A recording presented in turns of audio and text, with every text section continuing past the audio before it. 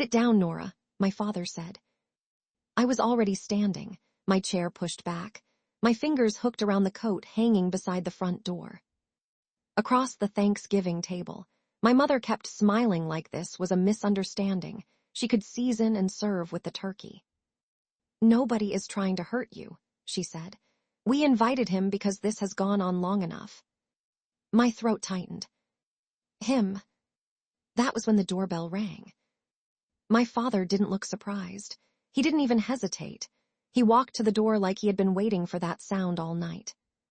A moment later, Evan Cole stepped into my parents' dining room with a pumpkin pie in one hand and white flowers in the other.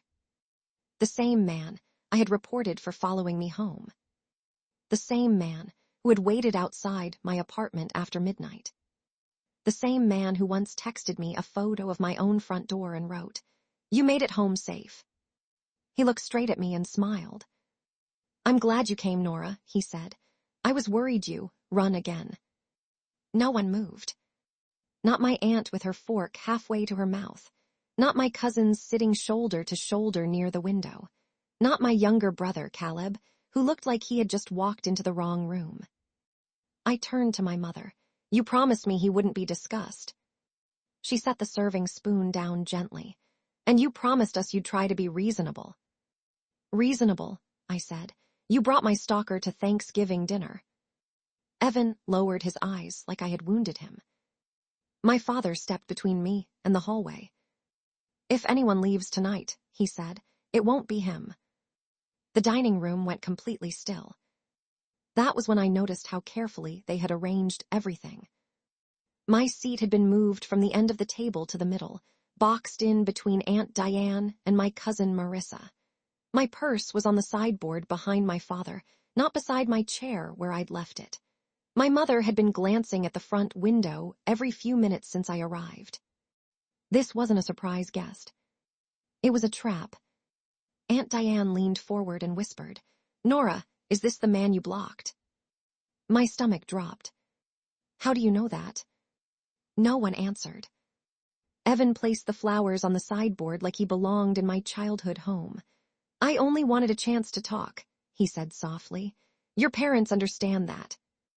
I looked around the table, at every familiar face waiting for me to explain myself, and realized they had all heard a story before dinner.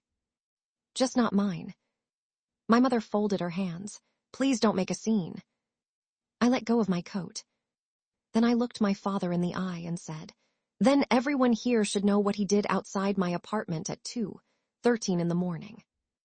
The entire room froze. Before we continue, drop your city and country in the comments below. And if you enjoy revenge stories like this, don't forget to like, subscribe, and turn on the notification bell so you never miss an update. My mother's smile vanished first. "Nora," she whispered, sharp enough to cut through the clatter of the kitchen timer behind her. "Do not do this at the table." I stood with my coat still half in my hand. "Do what? Tell them why I stopped sleeping with my lights off." Evan's expression barely changed. That was what made it worse. He didn't look shocked. He looked prepared. My father planted one hand on the back of his chair. "You filed a report. That doesn't mean what you said happened is exactly what happened." Caleb's head snapped toward him. "Wait, police report."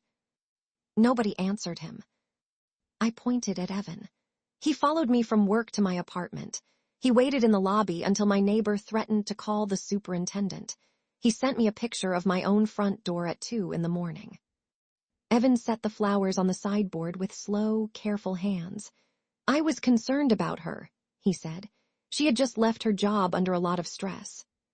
"I left because of you." He looked at my relatives, not at me. "She started avoiding everyone, blocking numbers, making accusations. I didn't know what else to do." Aunt Diane lowered her voice. "Nora, honey, why didn't you tell us it had gotten this serious?" "I tried," I said. My mother stepped closer, her voice tight and low. "You sent me one message saying you didn't want to talk about him. That is not the same as explaining." "I told you he scared me." "You say people scare you when they challenge you." Caleb pushed his chair back. "Mom, what does that even mean?" My mother ignored him and grabbed my wrist, not hard enough for anyone to call it violent, but hard enough to move me. Kitchen, now. I pulled free. I'm not leaving the room with you so you can tell me to be quiet. Her eyes flashed. Then I'll say it here. You are humiliating this family in front of a guest. He is not a guest. He is the reason I changed my locks. Evan let out a small breath, like he was the one trying to stay composed. I never wanted it to come to this. My father nodded toward him. See, he's trying. That word landed like a slap. Trying. Evan had tried all right. He had tried showing up at my gym 3 times in 1 week after I told him no. He had tried waiting outside the grocery store when I changed my routine. He had tried telling my coworkers I was obsessed with him after I documented every message, every unwanted visit, every time he appeared where he had no reason to be. At work, he had been a senior project manager. I was the quiet designer people forgot to invite to meetings until they needed something fixed. When I rejected his dinner invitation, he smiled and said, "No pressure." The next day, he knew what coffee shop I stopped at before work. By Friday, he knew which train I took home. When I went to HR, they called it a personal conflict. When I quit, Evan told people I was unstable. And now my family had set him a place at Thanksgiving dinner. My mother leaned close. You don't know what he showed us. I stared at her. What? She glanced back at Evan, then lowered her voice. Messages, screenshots, you asking him for help, you accepting things from him, then turning cold when he wanted honesty. That's fake. Nora. It's fake. My mother's mouth tightened. You always do this when someone tries to love you. For a moment, I couldn't speak. From the dining room, Evan laughed softly at something my cousin said. Warm, easy, familiar. Like he belonged there, more than I did. Then my father's phone lit up on the kitchen counter. I looked down before he could grab it. A text from Evan filled the screen.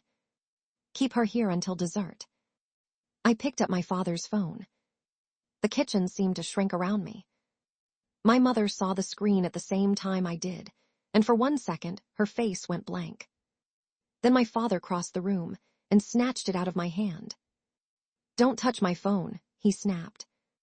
The way he said it pulled every eye from the dining room. Caleb stood halfway between the table and the kitchen doorway. What was on it? Nothing, my father said too quickly. I stepped past my mother and walked back into the dining room. Evan was still standing beside the sideboard, one hand resting near the flowers he had brought, his face carefully calm. I looked straight at him. Why did you text my father to keep me here until dessert? The room changed. Not loudly, not dramatically, but every chair seemed to settle at once. My aunt put down her napkin. Marissa stopped pretending to scroll through her phone. Caleb's eyes moved from Evan to Dad, then back to me. Evan blinked once. I didn't mean it like that. So you did send it. My father stepped in fast. Nora, you're twisting a harmless message. Harmless, I said. You blocked the door 5 minutes ago. My mother's voice rose. And you stole your father's phone in our kitchen. I looked at a message from the man you trapped me in a room with. Evan lifted both hands, palms open, like he was calming a frightened animal. I asked him to keep you here because I knew you would leave before we could have an honest conversation. We don't need a conversation. We do, he said, because your family deserves to know what actually happened. My stomach tightened. There it was, the performance shifting into the next scene. Aunt Diane glanced at my mother. What does he mean? Evan looked reluctant, which somehow made him more dangerous. I didn't come here to embarrass Nora. You followed me here, I said. He ignored that and turned to the table. Nora borrowed money from me, $8,000. The gasp came from Marissa first. I stared at him. What? She was struggling after work, Evan continued. She asked for help. I gave it because I cared about her. Then when I asked about repayment, she cut me off and started telling people I was stalking her. That never happened. My father said. Nora let him finish. I turned to him. You knew he was going to say this. Dad looked away. Evan reached into the inside pocket of his coat and pulled out a folded stack of papers. Printed papers. At Thanksgiving dinner. He had brought evidence to a family meal. He passed the first page to my mother, then another to Aunt Diane. I have the transfers, messages too. I hated having to show anyone, but I couldn't keep being treated like a criminal. Caleb moved fast and took one of the pages before Aunt Diane could pass it along. His eyes narrowed. This phone number is Nora's. Evan didn't miss a beat. She used apps sometimes, different numbers. I never used a burner app to ask you for money, I said. My aunt looked at the paper, then at me. Nora, why wouldn't you tell anyone about this? Because it isn't real. Marissa frowned. But why would he make all of this up? I almost laughed, but there was no air for it. That was the trap, not just Evan's lies. Everyone else's need for the lies to sound reasonable. My mother held a screenshot like it was a report card I had failed. This says you told him you didn't want your parents to know. I didn't write that. Evan's voice softened. Nora, please, I'm not trying to punish you. I looked at him, at the papers, at my father guarding his phone like it contained more than one message. Then it finally clicked. This was not a misunderstanding. This was an intervention. And Evan was supposed to be the victim. I reached for my own phone and scrolled to Mrs. Alvarez, my old neighbor. My hands were steady now. My mother said, "Who are you calling?" Someone who doesn't need fake screenshots. Evan's face tightened. I put the call on speaker. It rang twice. Then Mrs. Alvarez answered, "Nora, is everything okay?" I looked at Evan while I spoke. Do you still have the lobby footage from the night Evan waited outside my apartment? Evan moved before she could answer. His hand struck my phone out of my grip. It hit the hardwood face down. The sound was sharp enough to cut through every excuse in the room. My phone hit the hardwood face down, bounced once, and slid beneath the edge of the dining table. Nobody spoke. Evan's hand was still in the air. For the first time all night, he didn't look wounded. He looked caught. My father moved first. That was an accident. Caleb stood up so fast his chair knocked against the wall. No, he said. It was. Evan slowly lowered his hand. She shoved the phone in my face. It was on speaker, Caleb said, across the table. My mother stared at Evan's fingers like she had only just realized they were clenched. Then, from under the table, my cracked phone lit up. Mrs. Alvarez's voice came through, faint and distorted. Nora, I still have it. The police asked me for a copy. Every face turned toward the sound. I crouched down and picked up the phone. A crack ran across the screen, but the call was still connected. I swallowed once. Mrs. Alvarez, I'm here. Good, she said. I was worried. Are you safe? My aunt's chair scraped back. Evan said, "This is ridiculous." Mrs. Alvarez continued, "I have the lobby footage from that night, and the other nights too. He was there 4 times that week." My mother's lips parted. 4. I looked at her. You didn't know that part, did you? Evan stepped toward me. His voice dropped low, the way it had the night he waited outside the glass doors of my building, and told me I was making him look bad. Stop making this worse, Nora. But this time, everyone heard him. Aunt Diane moved her chair back another inch. Marissa pulled her hands into her lap. Caleb stepped between Evan and me without making a speech, just planting himself there like a wall. My father said, "Everyone needs to calm down." No, Caleb said. You need to explain why you're defending him. Dad's jaw tightened. You don't understand what's going on. Then help us understand, I said. I held up the cracked phone. He knew I'd be here because you told him. He brought printed screenshots because this was planned. You moved my seat away from the door. Mom warned everyone I might overreact before dinner even started. My mother turned slowly toward my father. You told them that. He didn't answer. I kept going, because stopping meant letting him take control again. And Evan texted you to keep me here until dessert. Dad reached for his wineglass, then seemed to remember he hadn't touched it all night. Caleb looked at the phone in Dad's hand. Unlock it. Absolutely not. Then show us the message. My father backed toward the kitchen doorway. Evan watched him, and something passed between them that was too quick to name but too obvious to miss. A message preview appeared on my father's screen before he could turn it away. Caleb read it aloud. After tonight, I want the loan handled. The room went silent again, but this time it was different. This silence had teeth. I looked at my father. What loan? His face drained of color. Evan spoke immediately. Don't answer that. My mother turned toward him. Why are you telling my husband what to answer? Evan's calm mask cracked. Because none of you know what you're talking about. I took one step closer to my father. What loan? He shook his head once, almost pleading. Nora, please don't. I lifted my broken phone. Then I'm calling the police. I held the cracked phone in my palm and tapped the screen with my thumb. 9. 1. My father's voice broke before I hit the last number. Stop. Nobody moved. Evan turned toward him. Don't.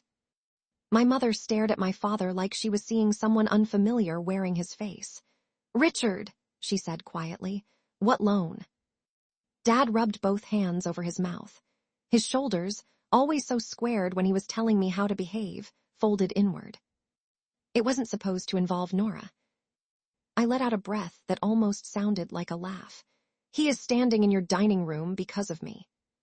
My father looked at the floor. Caleb stepped beside me. Say it. Dad swallowed. I borrowed money from him. My mother gripped the back of her chair. From Evan. I didn't know who he was at first. Evan snapped. That's enough. No, my mother said, louder now. You don't get to tell him what's enough in my house.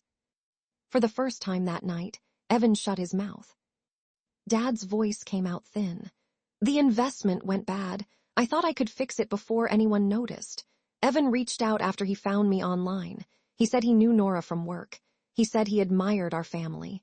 He offered to help. You took money from the man I reported? I asked.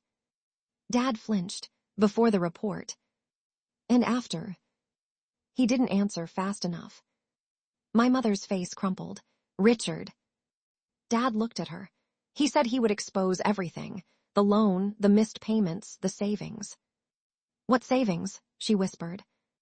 The silence answered her before he did. The joint account, Dad said. My mother sat down hard. Aunt Diane covered her mouth. Marissa stared at the printed screenshots scattered between the dinner plates like they had turned poisonous. Evan took a step toward the hallway. Caleb shifted, blocking him without touching him.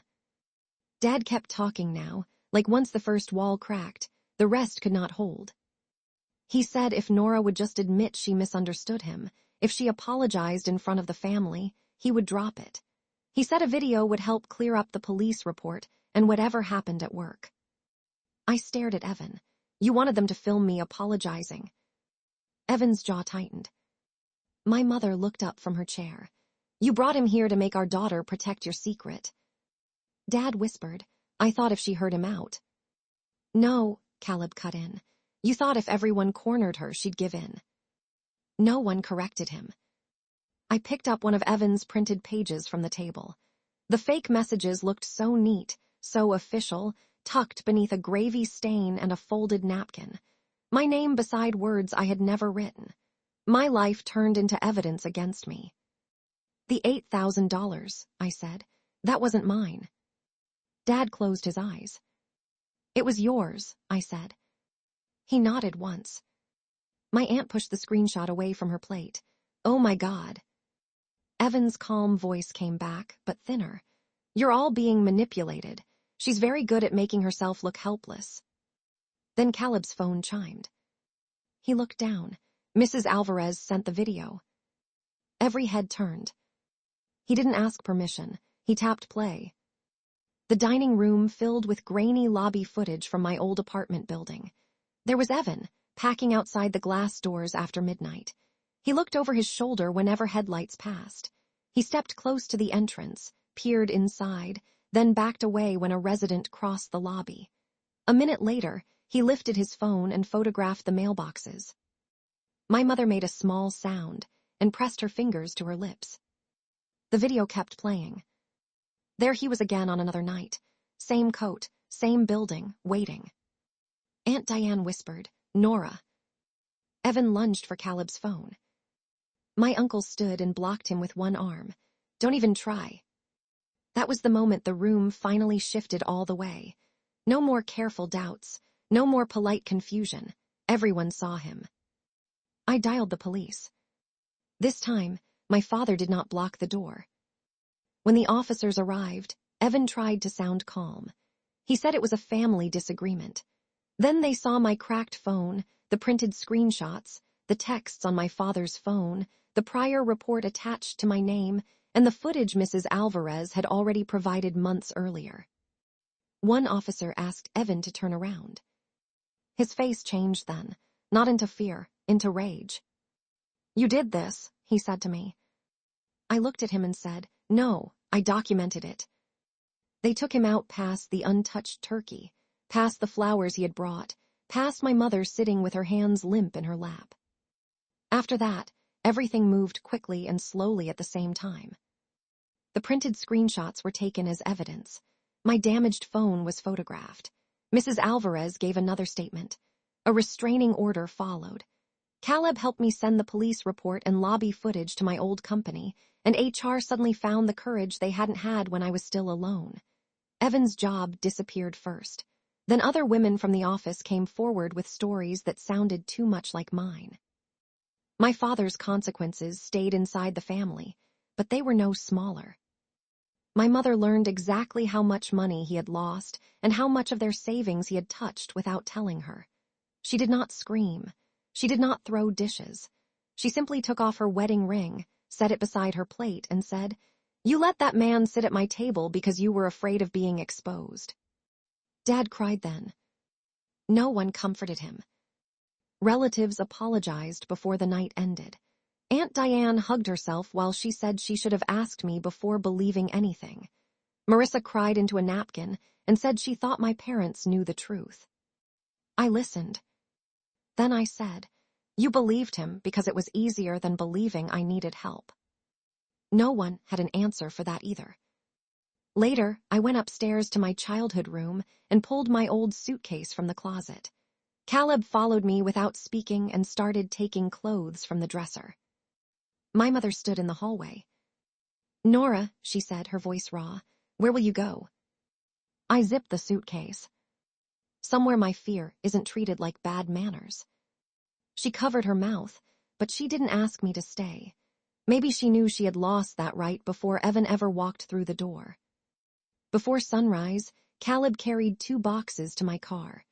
The house behind us looked quiet and ordinary, like it hadn't held a trial over pumpkin pie. "You don't have to answer them," Caleb said. "I know." And for the first time, I meant it. Months later, I moved to a new city. I kept my address private. I found better clients, work that didn't come with whispers behind conference room doors, and friends who didn't ask me to make my pain smaller so dinner could stay comfortable. The next Thanksgiving, Caleb came over. So did Mrs. Alvarez, who brought sweet potatoes and security footage jokes so dry they made us laugh until we cried. My parents kept calling. I answered only when I chose.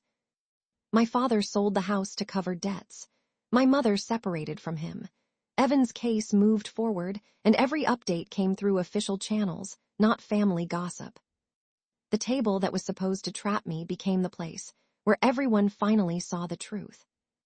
But I did not go back to prove I survived.